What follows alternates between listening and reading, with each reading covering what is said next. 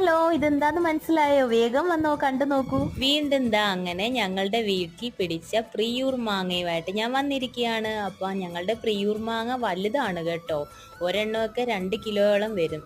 മാങ്ങ ഒന്ന് കട്ട് ചെയ്തിട്ട് മിക്സഡ് ജാറിലിട്ടിട്ട് ഒരു തുള്ളി വെള്ളം പോലും ചേർക്കാതെയാണ് ഒന്ന് ബ്ലെൻഡ് ചെയ്യേണ്ടത്. പിന്നെ വേറൊരു ബൗളിൽ അമൂലിന്റെ ഫ്രഷ് ക്രീം ചേർത്ത് കൊടുക്കുക, അതൊന്ന് ബീറ്റ് ചെയ്യുക. അതിനുശേഷം കണ്ടൻസ്ഡ് മിൽക്കും കൂടെ ആഡ് ചെയ്ത് കൊടുക്കുക. പിന്നെ മാങ്ങയുടെ ആ പൾപ്പും കൂടെ ചേർത്ത് കൊടുത്തിട്ട് ഒന്ന് ബീറ്റ് ചെയ്തെടുക്കാം.